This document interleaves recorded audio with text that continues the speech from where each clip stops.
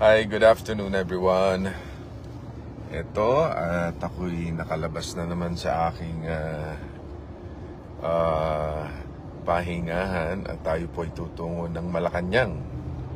At ano po ba ang ating gagawin sa Malacanang? Ngayong araw pong ito ng alas 4 ng hapon ay lalagdaan na po ng ating mahal na Pangulo. Ipirmahan na yung ating Kabalikat sa Pagtuturo Act na yung chalk allowance ng ating mga teachers na 5,000 na matatanggap nila this year, by next year po ay 10,000 na. Ako po ang main author ng batas na ito at ako rin po ang sponsor ng batas na ito. Kaya nagpapasalamat ako sa lahat po ng yung mga counterpart natin sa House. At syempre, yan din ay yung pamilya ko rin po na nagsulong dyan. At syempre, yung ACT Teachers Party List din. Si Agimat Party List, si Brian. Kamusta po kayo? Yeah, si Lani, si Jolo, pamilya. Kumbaga, nakakatuwa. Yung doon po, yun ang makikita natin, yung magandang resulta. Na yung sa pamilya naman nagkakatulungan para makatulong sa ating mga dapat tulungan. Like yung sa mga teachers na magbebenepisyo nitong 10,000 piso na to na matatanggap nila every year na dating 5,000. Kaya natutuwa tayo at ipapasalamat sa mahal na Pangulo at mapipirmahan na to ngayong araw na ito. Kaya ito nga po at ako'y naka-shirt na magpapatong na lang ako ng barong at doon tayo sa Malacanang. Kaya hello po sa inyo lahat ng mga nanonood. So yung mga teachers natin, kaya kayo'y ito yung hindi na kayo mag-aabono. Alam po natin na minsan ay yung pambili nyo ng chalk, pambili ng load o kaya pang wifi ninyo ay nag-aabono pa kayo, bumubunot pa kayo sa inyong mga bulsa.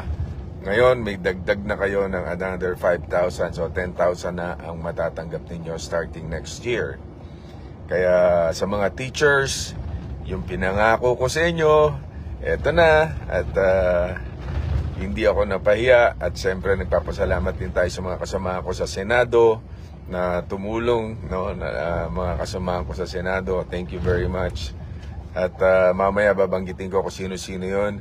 Pero sa inyo pong lahat na mga nagdasal na maging batas ito, ayan, eto na po.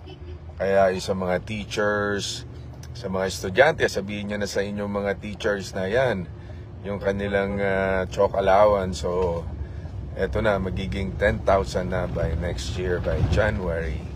Kaya, yan.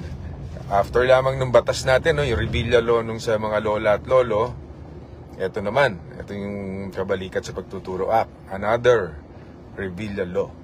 Kaya, yan mapagmamalaki ko, kaya natutuwa po ako dahil kahit tayo simpleng ganito lamang ay nakakagawa tayo ng ganitong mga batas na totoong nakakatulong o nakaka-epekto sa para sa ikauunlad nila.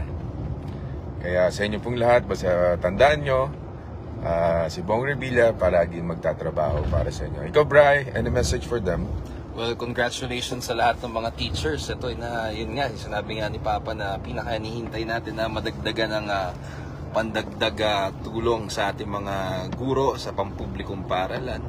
And sa lahat ng mga nanonood ngayon, magandang hapon po sa inyo lahat. Follow niyo po ang aking page, Brian Revilla, dito sa Facebook, at ang page ng Agimat Party List para sa mga iba't ibang mga updates. And kung may mga kaibigan kayo, pagka kailangan ng mga medical assistance, educational assistance, burial assistance, bukas po ang ating pintuan. So message nyo lang kami sa Facebook, or pagka malapit lang kayo sa City Hall ng Bacoor, may opisina po tayo dyan, tapat po ng opisina ni Kong Lani Mercado Revilla. So yun, okay.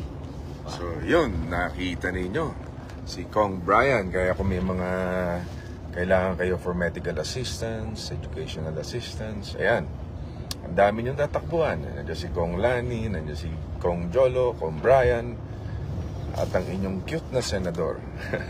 Marami nagtatanong, sino ba yung nasa likod mo? Ba't nagtatago ka dyan? Akala, ito yung aking nurse. binabantayan ako. Oh, Honey. Hi po. Honey po ang kanyang pangalan. At ito si Honey ang nag-alaga pa sa aking tatay. At siya naman ang nagbabantay sa akin ngayon. Para hindi maulit yung aking operasyon. Kaya napakahigpit ng aking nurse. So share nyo po para malaman ng ibang mga teachers na ito na yung palagi kong sinisigaw. Nalagda na lang ng Pangulo. So alas 4 ng hapon mamaya pipirmahan na ito ng ating mahal na Pangulo. Kaya nandoon po kami. Anyway, bibigyan ko kayo ng update ulit mamaya. So see you guys. At ayan, sino yung nasa harapan? Kat, mag-hi ka naman. Hi po, good afternoon. Mag-hi ka sa mga taga-probinsya mo. Sa mga taga-Abra, tsaka sa Ayun. Lawag City po. Hello po. Ayun, si Kat. So, yun po. So, yan. Thank you everyone. So, I'll see you guys in a while. Si Ate Lani nandun na yata sa Malacanang. Aga niya pumunta doon.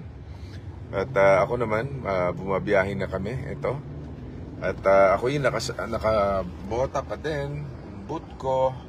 Dahil hindi pa rin siya po pwedeng 25% pa lang ang pwede kong itapak. Kaya medyo mahirap pa rin. Kaya mamaya sa papunta Malacanang, naka-brum-brum ako. Yung motorsiklo, hindi mo motorsiklo, yung e-bike ng aking kuya, na si Kuya Marlon, pinahiram sa akin. So, yun po, mga kababayan, thank you very much. I'll see you in a while. Kaya yung mga teachers, mga guro, party-party na kayo dyan. Thank you very much. Love you all.